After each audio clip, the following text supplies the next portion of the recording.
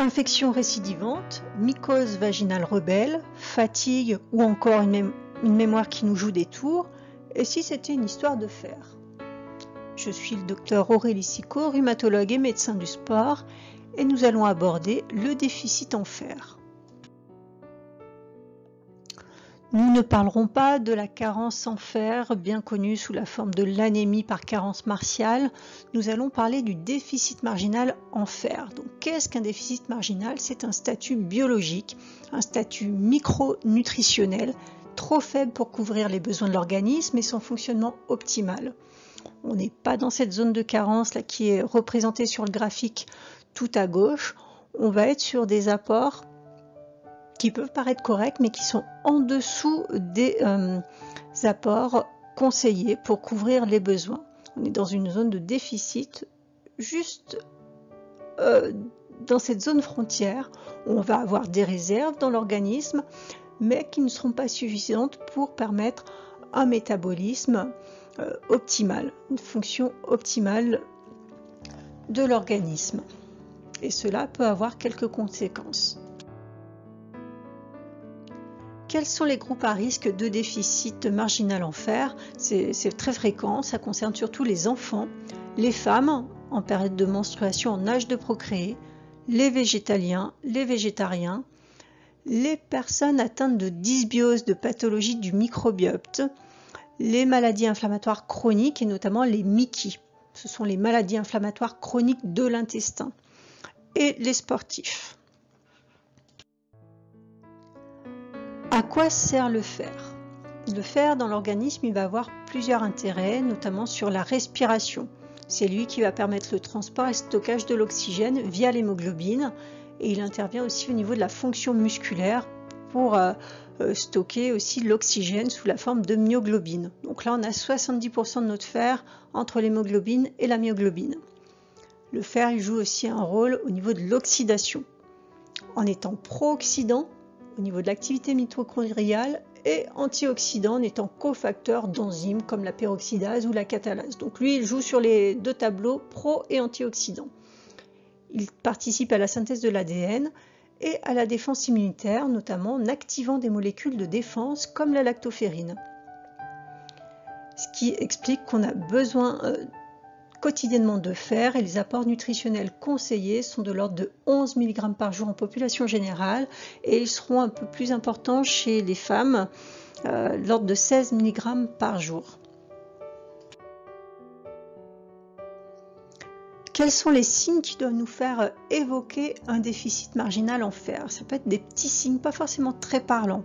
Une fatigue physique, une fatigue musculaire, une diminution des performances sportives, ou une fatigue psychique, ou même la thyroïde qui ne fonctionne pas assez. On parlera d'hypothyroïdie fonctionnelle avec des troubles de la thermorégulation, des troubles du poids, une fatigue aussi dans le cadre de ce problème de thyroïde. On va avoir un trouble du pondérostat. Le pondérostat, c'est l'horloge qui permet de... Enfin, c'est le système qui va réguler le poids. Donc là, on va avoir une difficulté pour stabiliser le poids. On peut avoir des troubles de l'immunité, du système immunitaire, avec des infections récidivantes. Et ça doit mettre la puce à l'oreille.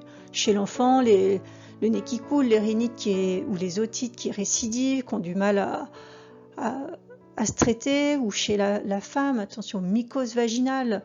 Enfin, c'est long à traiter, on a du mal à s'en sortir, ou il y a des rechutes récidivantes. Et là, ça vaudrait le coup de rechercher un déficit en fer. Puis on peut avoir des troubles neuropsychologiques, des troubles de mémoire, des troubles de l'attention, des troubles de la concentration, des troubles de l'humeur avec une dépression. Puis on peut avoir aussi d'autres petits troubles, des troubles trophiques, des troubles cutanés ou au niveau des ongles, des cheveux. Qu'est-ce qui fait qu'on va perdre ce fer? Quels sont les mécanismes de déficit en fer? Ça peut être déjà un manque d'apport. Le fer, on le trouve dans la viande. Essentiellement, il n'y a pas que dans le boudin, on le trouve dans toutes les viandes, et le fer de la viande, ce sera celui qui sera le mieux absorbé par rapport aux autres formes de fer qu'on trouve par exemple dans les légumineuses, dans les lentilles, on en trouve dans les chocolats, on en trouve dans les herbes aromatiques, on en trouve dans les orties. Il peut avoir aussi une malabsorption dans le cas de dysbiose, et là je vous invite à consulter dans le lien qui apparaît sur l'écran le topo, la présentation sur le microbiote. On peut avoir une malabsorption avec une compétition chez les gros buveurs de thé. Quand on boit plus d'1 litre de thé par jour, on va avoir une diminution de l'absorption du fer. On peut avoir une compétition avec le zinc. Quand on est supplémenté en zinc, il ne faut pas prendre le zinc en même temps que le fer. On peut avoir un métabolisme accru lors d'une infection. Les macrophages, ce sont ces grosses cellules, les boueurs là, qui vont aller grignoter les pathogènes.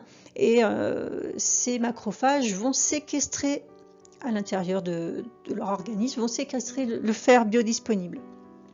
Et on peut avoir des pertes excessives, des saignements, des règles abondantes, un saignement digestif comme un ulcère gastro-duodénal, des polypes ou une inflammation de l'intestin. La sueur, une sudation importante, va être source de perte de fer et des diarrhées. Et puis bien sûr, on peut cumuler ces différents mécanismes.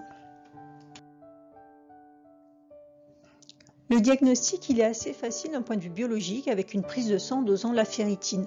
Inutile de doser le fer sérique, on le voit souvent encore sur les prises de sang, ça ne sert à rien. La ferritine, c'est elle qui va faire l'état des lieux, des réserves. Il faut être vigilant dans l'interprétation puisque les normes de laboratoire sont souvent beaucoup plus faibles que les valeurs optimales pour le bon fonctionnement du métabolisme du fer. Et souvent, on va voir des normes de laboratoire autour de 15 à 35 nanogrammes par millilitre pour la limite inférieure basse, et c'est vraiment trop bas. Il faut être au-dessus de 50, 80 nanogrammes par millilitre pour avoir un fonctionnement optimal.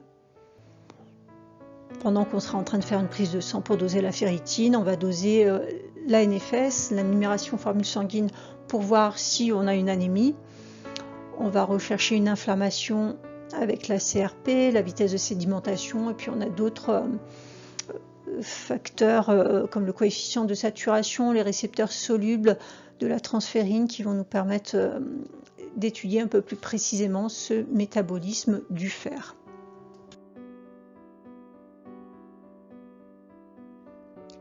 Il faut donc combler, corriger ce déficit en fer. Cela va passer tout d'abord par l'assiette. Il va falloir apporter une alimentation riche en fer avec la viande qui va apporter un fer qui sera bien biodisponible, bien assimilé.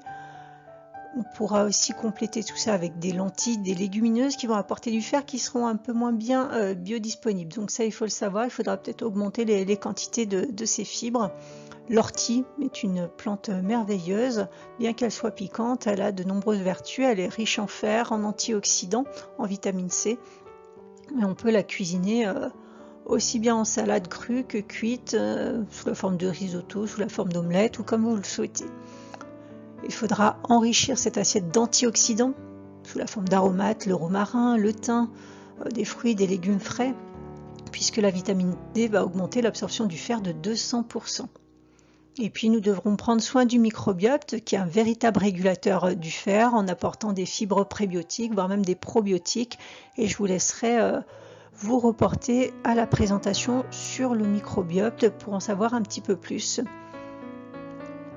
Et l'autre outil pour combler ce déficit va passer par les compléments alimentaires et ceux-là ils vont être indispensables dans les groupes à risque chez les femmes, chez les enfants, chez les personnes qui sont atteintes de maladies inflammatoires de l'intestin, de dysbiose, ou encore les végétaliens, les sportifs.